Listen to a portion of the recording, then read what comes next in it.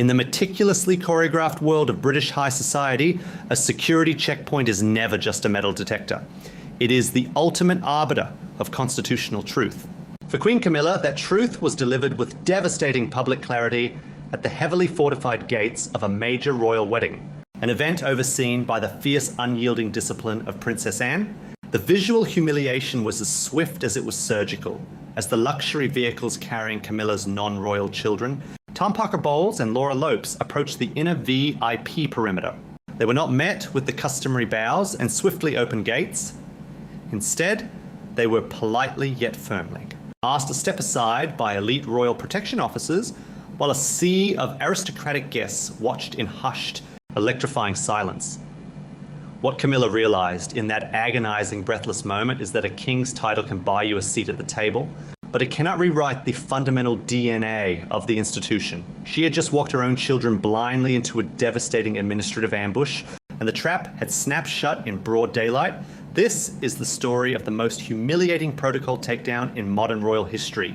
In this video, we will unpack the secret, desperate maneuver Camilla attempted to permanently elevate her non-royal family into the inner sanctum of the monarchy. Bypassing the strict aristocratic hierarchy, we will reveal how Princess Anne, operating in a lethal, silent alliance with Prince William, uncovered the manipulated guest lists and unauthorized security clearances. We will analyze the sheer brilliance of the trap they set, not by screaming or confronting the king, but by weaponizing the very administrative rules Camilla thought she had outgrown. Most importantly, we will examine the shattering psychological blow dealt to a queen who suddenly realized that despite her 30-year conquest, the old guard of the institution will never ever accept her bloodline as their own. To understand the sheer magnitude of this public execution, one must first understand the staggering illusion of absolute power Camilla had built around her family. For 3 decades, her survival relied on a masterclass of manipulation and incremental encroachment. After the tragic passing of Diana, Princess of Wales, Camilla's ultimate goal was not just her own rehabilitation, but the systematic erasure of the boundaries separating her private family from the royal bloodline. Little by little, she tested the waters. Her children appeared on the Buckingham Palace balcony. They were given prime seating at the coronation. They were quietly integrated into royal carriage processions. To Camilla, these were not mere photo opportunities. They were strategic victories in a long term. Campaigned to normalize the Parker Bowles name within the sovereign machinery, she believed she had Charles completely controlled. Convinced that his emotional reliance on her translated into a blanket immunity for her children. She operated under the blinding assumption that as Queen Consort, her word was the ultimate law, and that the ancient invisible boundaries of royal protocol no longer applied to her flesh and blood. But this unchecked confidence bred a fatal institutional arrogance, leading to a catastrophic miscalculation. The arena she chose for her latest power grab was a high-profile family wedding deeply connected to Princess Anne's lineage. In the royal ecosystem, Princess Anne is not merely the king's sister, she is the Princess Royal, the undisputed, terrifyingly efficient enforcer of crown discipline. She represents the old world, the uncompromising moral and administrative compass of the late Queen Elizabeth II. What appears to be true based on the forensic trail of the event's planning is that Camilla quietly bypassed Anne's centralized organizing committee. Assuming her status granted her supreme veto power, Camilla ordered her own private office to add Tom and Laura to the Inner Circle VIP manifest, allocating them highly restricted security clearances and seating them among senior working royals. It was a brazen, staggeringly presumptuous move designed to force the institution to formally recognize her children as de facto royals on a major international stage. What Camilla failed to grasp is that a royal guest list is not a party invitation. It is a legally binding security document. When the master manifest was routed through the Central Clearance Office, the subtle, unauthorized additions triggered an immediate red flag. The discrepancy landed directly on the desk of Princess Anne. Anne did not fly into a rage. She did not immediately call her brother King Charles to complain. Instead, she treated this unauthorized insertion with the cold, calculating precision of a military commander. She immediately contacted Prince William, the Prince of Wales, recognizing that this was not just a social slight, but a direct existential threat to the legacy of the crown and the future of the monarchy. For William, who has spent a lifetime fiercely protecting the memory of his mother and the sacrifices of his wife. Catherine, the idea of Camilla's children parading as working royals was a profound moral outrage. In a late-night, highly secure conversation, the aunt and the nephew forged a silent, impenetrable alliance. They decided they would not block the additions on paper. They would not give Camilla the opportunity to run to Charles and play the victim of family bullying. Instead, they would let her proceed. They would let the illusion of her power swell to its absolute breaking point, only to dismantle it in real time in front of the very high society she was trying to conquer. The execution of this plan was a masterstroke of institutional warfare. On the day of the wedding, the atmosphere was electric with the pageantry and precision that defines the British monarchy. Camilla arrived with the absolute certainty of a conqueror, expecting her children to glide effortlessly through the security checkpoints just behind her. But Princess Anne had personally overseen a strict secondary briefing with the elite Royal Protection Squad. The orders were crystal clear. Entry to the inner perimeter was restricted strictly to working royals and those explicitly approved by the Princess Royals master list. No exceptions, no overrides, as the vehicles carrying Tom and Laura pulled up to the final highly visible checkpoint. The trap was sprung. The Royal Protection officers, acting with terrifying polite efficiency, halted the procession. They checked the electronic manifests. They shook their heads. In full view of arriving dignitaries, foreign royals, and the aristocratic elite, the Queen Consort's children were informed that their clearances were invalid for the VIP enclosure.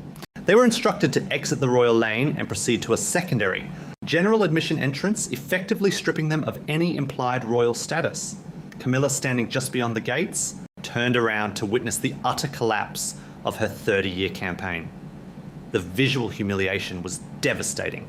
There were no raised voices, no arguments to be had, because you cannot argue with a security protocol designed to protect the sovereign. In that agonizingly slow, incredibly public moment, Camilla frantically looked around for King Charles to intervene, but he was already inside, blissfully unaware, insulated by the very system that was currently tearing his wife's ambitions to shreds. The trap had snapped shut with bone-crushing finality, leaving the Queen Consort to realize that she had been utterly outplayed by a silent, ruthless alliance that would never surrender the crown. The sheer paralysis Camilla experienced at that security checkpoint was only the beginning of a much deeper, more profound unraveling. As she finally made her way into the grand venue, the glittering sea of aristocrats parted for her, but the deference felt hollow.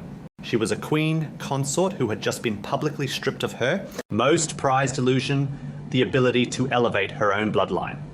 The immediate instinct of the master manipulator was to locate King Charles, to leverage his emotional devotion to correct this catastrophic public insult. When she finally reached him in the private antechamber before the service began, her demands were urgent and breathless. She expected him to summon the head of security. She expected him to overrule Princess Anne. She expected the king to act like a husband. Instead, she was met with a devastating institutional silence. Charles, flanked by senior courtiers and profoundly aware of the hundreds of eyes subtly watching their exchange, did nothing. The psychological climax of this entire saga rests in his refusal to intervene. Charles is a monarch, but he is also a pragmatist facing his own physical vulnerabilities. He understood instantly that overturning a high-level security protocol executed by the Princess Royal and the Prince of Wales would trigger an unprecedented constitutional crisis. It would be a public declaration of war against his own heir and the very machinery that keeps his crown secure. Faced with the choice between indulging his wife's staggering overreach and maintaining the structural integrity of the monarchy, Charles chose his own survival. His silence was the sound of the ultimate betrayal. A quiet confirmation that while she may share his bed, she does not share his absolute power. This moment of profound isolation exposes the deep commercial desperation that has defined Camilla's recent maneuvers. To the public, she is draped in the majesty of the British Empire, but the forensic reality is starkly different. Camilla possesses no sovereign authority in her own right. She controls no ancestral lands, commands no private royal wealth, and holds no constitutional veto. Her influence is entirely leased, dependent on the king's willingness to expend his own political capital on her behalf. Her desperate push to force her children into the royal enclosure was not just about pride, it was a calculated bid to secure a tangible institutional foothold for her family before the inevitable end of Charles's reign. She knows that without a permanent recognized status within the sovereign machinery, the Parker Bowles name will simply evaporate the moment the crown transitions to William. The security trap set by Anne and William did not just embarrass her, it severed her only lifeline to a permanent legacy. The devastating contrast of this reality becomes painfully clear when looking at Catherine, the Princess of Wales, who navigated the very same event with effortless grace. Catherine did not need to manipulate guest lists, she did not need to demand VIP clearances for her family. Her institutional dominance has been secured through decades of uncomplaining sacrifice and absolute loyalty to the crown. During the reception, viewers noticed a subtle but undeniable visual shift. Catherine and Princess Anne women, representing the future and the bedrock of the monarchy, were seen engaged in quiet, warmly respectful conversation and unspoken alliance of duty over ambition. That detail matters. It was a visual confirmation of the new order. The ghost of Diana's legacy, represented by her son and the woman who now holds her title, had successfully aligned with the unyielding discipline of the old guard.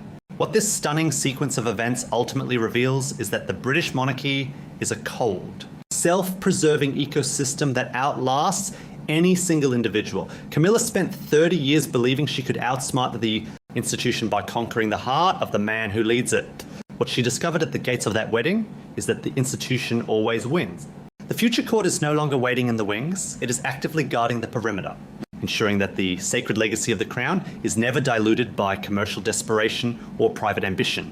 Prince William and Princess Anne did not have to wage a public war to defeat the Queen Consort.